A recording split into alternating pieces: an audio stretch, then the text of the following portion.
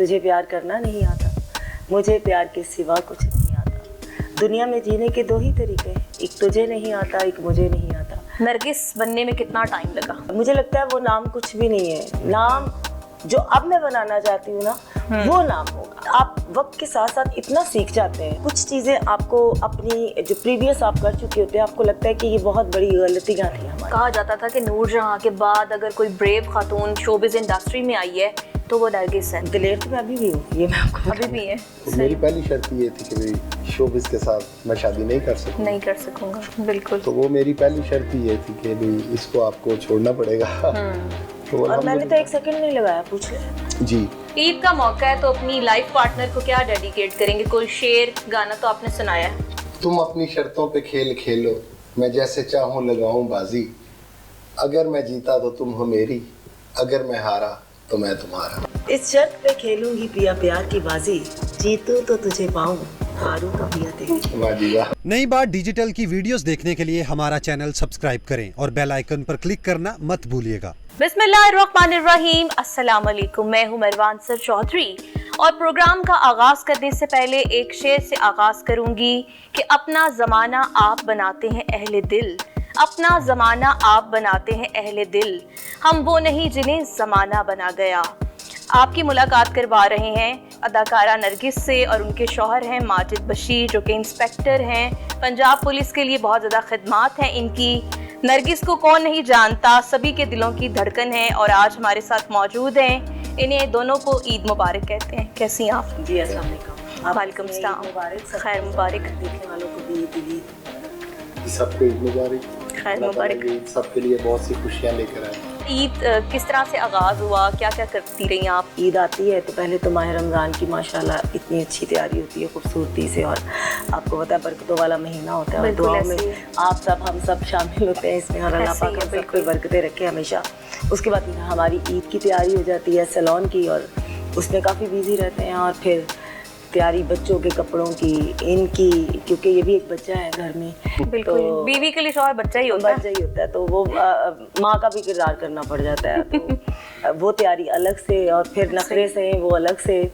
फिर सैलून आपको पता है सुबह तक खुला होता है, और जब घर आए तो फिर इनकी ड्यूटी जो है वो मॉर्निंग की, वो ईद की नमाज की होती है माशाल्लाह से।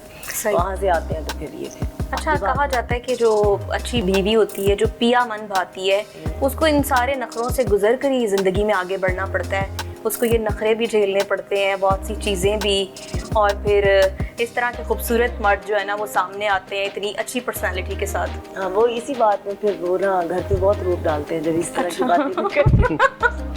चलिए जी, ईद का मौका और वैसे भी खुशियों की बात हो रही है, तो माजिद साहब आप क्या कहेंगे? इतनी ज़्यादा आपकी भी टफ लाइफ, क्योंकि रमज़ानुल मुबारक में भी सिक्योरिटी की सिचुएशन बढ़ जाती है, फिर उसके बाद जब ईद आती है तो फिर ईद नमाज के जो होते हैं इज्तिमात, उन पे बहुत ज़्यादा रिस्पॉन्सिबिलिटी होती है।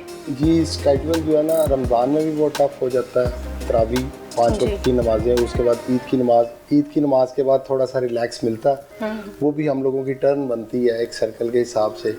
तो किसी की ईद वाले दिन टर्न आ जाती है, किसी की टरू वाले दिन आ जाती है टर्न। तो अपने उस टर्न के मुताबिक फिर हम लोग घर आते हैं, फिर फैमिली को टाइम और बच्चों के साथ। तो कैसा लगता है जब, वैसे तो ये कहा जाए तो बेजाना होगा कि स्टार के हस्बैंड आप, भाई से फख्र तो है? जी जी बिल्कुल जी, बहुत अच्छा लगता है।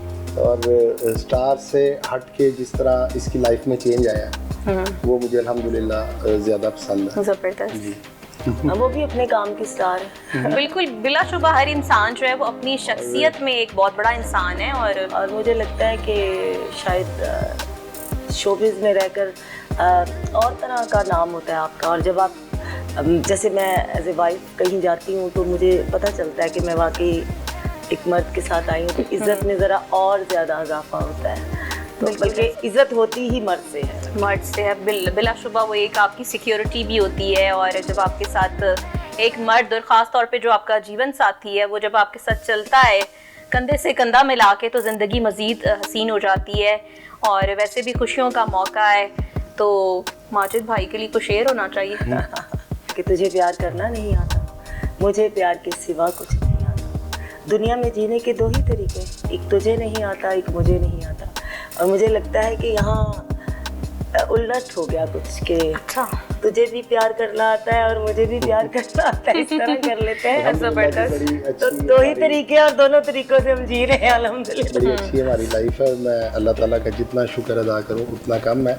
ये ईद है, इस पे एक थोड़ा सा मेरी वालदा के बगैर ये पहली ईद है तो बहुत ज़्यादा मिस कर रहे हैं। मैं जब इनकी वालदा के पास जाती थी तो एक जन्नती औरत है माशाल्लाह माशाल्लाह, बहुत ही उनसे मैंने बहुत कुछ सीखा है। यानी मैं कई दफ़ा ऐसा होता था कि कोई लफ्ज़ उनका सुन के मैं वहाँ तो खामोश हो जाती थी, लेकिन घर आके मैं घंटों सोचती थी कि ये लफ्ज़ तो हमने पहले सुना ही नहीं कभी। जैसे मैं पहली दफ़ा गई तो उन्होंने मुझे कहा कि मैंने अपने बेटों को फ़र्ज शनास बनाया है। ज़बरदस्त। फ़र्ज शनास, मैं बड़ी देर सोचती थी कि वाकई बेटों को फ़र्ज शनास होना चाहिए, उनको पता होना चाहिए हमारे फ़र्ज़ क्या है, हमने किस तरह पूरे करने हैं। फिर मैंने एक दफ़ा मजाकन ऐसे कह दिया कि आपको पता है आपका बेटा बहुत अच्छा गाता है, तो हंसना शुरू हो गई ना, तो वो कहने लगी कि हाँ जी मुझे पता है और अल्लाह मेरे बेटे को इज़्ज़त वाले काम में इज़्ज़त है। अल्लाह की ज़ात का बड़ा शुक्र है। ये नरगिस, मैं तो बस अल्लाह ही कहता हूँ, नरगिस मैंने कभी भी नहीं कहा। तो अल्हम्दुलिल्लाह जैसे हमारे घर के तौर तरीके थे और जैसे एक अच्छी बीवी के होने चाहिए वैसे इसके हैं, लिबास के हवाले से और दूसरे अब इसका मज़हब की तरफ खासा रुझान है, तो वो अल्लाह की ज़ात का बड़ा शुक्र है। सैलून जो मैं चलाती हूँ वो भी उसके पीछे भी एक रीज़न है कि मुझे इन्होंने कहा कि तुमने सारी ज़िंदगी इतना काम किया, तो बिल्कुल, और मैं ब्यूटिशियन तो थी ही काम करने से पहले, तो एकदम से अगर बैठ जाओगी तो जाहिर है मुझे भी आदत थी जी, जिस तरह ये शोबिज़ में थी बिल्कुल, और सारा कितना लाइमलाइट वाली लाइफ और बिजी इसका स्केड्यूल था अपनी अर्निंग करना, तो मैंने उस पर काफ़ी सोचा। तो मैंने सोचा कि अगर इसको एकदम से घर के अंदर बंद कर दिया जाए तो वो खराबी और कबाहतें बनेंगी, तो क्यों ना इसको कोई ऐसा, जैसे इसका वो प्लाजा था तो इसका दिल भी लगा रहे और ये मतलब फारिग रह के तो अपने आप को बंद ना समझे। तो मैंने फिर इसको कहा कि आप सैलून कर लो, उसकी इसको इजाज़त दी। नरगिस बनने में कितना टाइम लगा? मेरे साथ ये हुआ कि मैं जैसे ही आई तो बहुत जल्दी हिट हो गई थी, ठीक है, नाम बन गया, मुकाम बन गया। किस्मत वाली हैं। कह भी सकते हैं और नहीं भी, क्योंकि मुझे लगता है वो नाम कुछ भी नहीं है। नाम जो अब मैं बनाना चाहती हूँ ना वो नाम होगा। अच्छा, ये वो नाम नहीं है। और बल्कि मैं यहाँ एक बात कहना चाहूँगी और मैं यहाँ किसी की दिल आज़ारी नहीं करूँगी। होता है ना, कोई शोबिज़ की औरत देखे या मेरी कोई कुलीग देखे तो वो कहे कि हमें पता नहीं लगा रही, ऐसी कोई बात नहीं। बट आप वक्त के साथ साथ इतना सीख जाते हैं कि कुछ चीज़ें आपको अपनी जो प्रीवियस आप कर चुके होते हैं, आपको लगता है कि ये बहुत बड़ी गलतियाँ थी हमारी, अच्छा, जो कि हमें उस वक्त नहीं पता था, या तो कोई सिखाने वाला नहीं था, या हम सीखना नहीं चाहते थे। क्योंकि वही बात आ गई ना कि हम बेटे बनने की कोशिश करते हैं और बेटा बनते बनते अपने ट्रैक से हट जाते हैं और घर के हुक्मरान बन जाते हैं, छोटे होने के बावजूद। और जहाँ वही बात औरत की हुक्मरानी आती है तो वो घर का शराजा बिखर जाता है। लेकिन कहा जाता था कि नूरजहां के बाद अगर कोई ब्रेव खातून शोबिज़ इंडस्ट्री में आई है तो वो नरगिस है। नहीं, दिलेर तो मैं अभी भी हूँ, ये मैं आपको अभी भी है, अल्हम्दुलिल्लाह। अभी भी किसी को लगानी पड़े। मुझे नहीं लगता कि अब मुझे ऐसा कुछ करना पड़ेगा। अब एक मर्द खड़ा है मेरे साथ। अच्छा, एक दौर की जो नरगिस थी उसने तो बड़ों को जो है ना वो लगा भी दी, और ऐसे नरगिस गुजरती थी पता लग जाता था, क्योंकि कोई था नहीं ना पीछे। अल्लाह की दात थी। और फिर उस वक्त मुझे खुद को ही साबित करना पड़ा, खुद ही अपनी लड़ाइयाँ लड़नी पड़ी। और वक्त के साथ साथ फिर ये कि लड़ाई झगड़े ख़त्म भी हो गए और मुश्किलात से अल्लाह ने निकाल भी दिया। लेकिन अब मुझे लगता है कि ये खड़े हैं ना, मुझे क्या ज़रूरत है। अब तो खैर कोई अगर मेरी तरफ देखेगा तो 200 दफ़ा सोचेगा भी तो सही ये किसकी बीवी है। इंस्पेक्टर की बीवी है और वैसे ही सोचेगा कि अल्हम्दुलिल्लाह जी। देखिए जी, अब लाइफ का ऐसा कोई स्केड्यूल ही नहीं है, कोई फंडों वाला, ठीक है। सही, तो लाइफ स्मूथ हो गई है। मैं नहीं समझता जी, बड़ी मुश्किल से बहुत विंडी रोड से गुजर के आए। बहुत देर कर दी, मेहरबान क्योंकि वो ना हम शादी तक पहुंचे तो उसमें यही था कि ये भी अच्छी खासी अर्निंग करती थी, तो बहुत ज़्यादा, तो जितना शायद किसी का एक ख्वाब होता। तो मेरी पहली शर्त ये थी कि भाई शोबिज़ के साथ मैं शादी नहीं कर सकूँगा। शोबिज़, देखें मैं बुरा नहीं कहता शोबिज़ को, हर घर का एक अपना तौर तरीका, हर इंसान की एक अपनी सोच होती है। और मैं सोचता हूँ अपने लेवल पे जो कोई अपने लिए सोचता है वो ठीक सोचता है। बिल्कुल। तो वो मेरी पहली शर्त ही ये थी कि भाई इसको आपको छोड़ना पड़ेगा। तो और मैंने तो एक सेकंड नहीं लगाया, पूछ ले जी। और अल्हम्दुलिल्लाह इसने जब छोड़ा तो मुझे इसको दोबारा कहना नहीं पड़ा लिबास के हवाले से किससे मिलना है किससे नहीं मिलना और आज 7वां साल है हमारी शादी और जी अल्लाह का बड़ा शुक्र है, मैं बहुत खुश हूँ इससे। बिल्कुल जी, 7 बहारें इन्होंने इकट्ठे देख ली और अल्लाह करे कि ये हमेशा साथ रहें और ऐसे खुशो खुरम रहें। ज़िंदगी में मियाँ बीवी जो हैं वो गाड़ी के 2 पहिए हैं, कहीं ना कहीं नोक झोंक ज़रूर आ जाती है, मगर फिर भी आप एक दूसरे के साथ चलते हैं और बड़ी खुशी से निभाते हैं। ये सबसे खूबसूरत रिश्ता होता है। सैलून पे जो आती हैं लड़कियां, औरतें, हर किसी की ख्वाहिश होती है आपके साथ सेल्फी बनाएं। जी ये बड़ा मुझ पे अल्लाह का एहसान है कि मुझसे सारी फीमेल्स बहुत प्यार करती हैं और मुझे इस बात पे बहुत खुशी होती है कि चाहे मैंने थिएटर किया, वरना थिएटर कोई अच्छे लफ्ज़ों में लोग याद नहीं करते हैं और यहाँ अभी भी कोई अच्छा लेकिन नहीं समझता वो वाला है। थिएटर जो था और आज का थिएटर, अब तो थिएटर रह ही नहीं गया ना। बहुत फ़र्क है। तो इसमें ये है कि मुझे औरतें प्यार करती हैं और मुझे इस बात की बहुत खुशी होती है जब औरतें आती, कई तो बाकायदा कांपना शुरू हो जाती हैं और रोती भी है। तब मुझे एहसास होता है कि देखें हमें आज भी लोग प्यार करते हैं। वही आप वाली बात के चलें इन औरतों के दिलों में आज तक हम जिंदा तो हैं और अल्लाह करे कि हम जिंदा ही रहे इनके दिलों में। इतनी खूबसूरत आपकी वाइफ है, कितने फूल इनको गिफ्ट किए कितनी बार? एक भी नहीं, काफी दफा किए लेकिन ऐसा नहीं हो सकता। अब कुछ अरसे से नहीं किए लेकिन काफी दफा किए। अब कुछ लेकिन आप फिर आज रात को इनके लिए फूलों के गजरे लाइएगा, ईद है।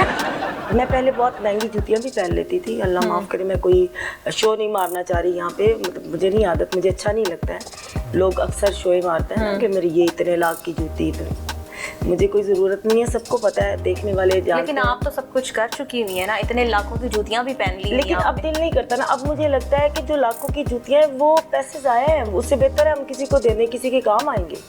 तो वो मैं अब ठीक हूँ, मुझे लगता है 5-10 हज़ार वाली जूती इनफ है, ज़्यादा नहीं पहननी चाहिए। तो माजिद भाई, ईद का मौका है, कुछ डेडिकेट करें ना। पल पल दिल के पास तुम रहती हो, जीवन मीठी प्यास ये कहती हो। मैं सबका बहुत शुक्रिया अदा करता हूँ कि लोग अच्छे अल्फाज में और इस तरह अच्छी दुआओं में याद रखते हैं। ज़बरदस्ती ऐसे ही है। जैसे जैसे इंसान अपना किरदार चेंज करता रहता है और करता जा रहा होता है, तो मुझे लगता है कि लोगों के अल्फाज बदलते रहते हैं आपके लिए। जब मैं स्टार्ट में, आपको पता है सैलून स्टार्ट किया, आप भी बल्कि साथ थी, तो हम लाइव जाते थे तो 98% लोग जो हैं वो हमारे लिए बैड कमेंट करते थे, बैड कमेंट्स करते। अभी मुझे इतनी खुशी होती है इंस्टा देख के, अपना पेज और सारा जब मैं देखती हूँ, तो कोई 1% ऐसे लोग रह गए हैं जो कि, लेकिन वो जो ऐसे करते हैं वो अपनी तरबियत को शो करते हैं। चले कोई नहीं, वो ऐसे भी होना चाहिए। इससे थोड़ा सा ये है कि मजीद इंसान को तनकीद होती है तो फिर वो मजीद से ही आप खूबसूरत, तो बड़ी तनकीद के लिए भी अल्फाज होते हैं ना। आपने बड़ा खूबसूरत अल्फाज बोले कि जो इस किस्म के अल्फाज ये ऐसे करते हैं वो अपनी तरबियत बताते हैं। डेफिनेटली हर जो इंसान होता है उसका ब्लड और उसकी तरबियत बोलती है। बिल्कुल ऐसे ही है। उसने एक किसके घर परवरिश पाई और कैसी परवरिश पाई। लेकिन मैं समझती हूँ, मैं ऐसी बात करके भी गुनहगार ना हो।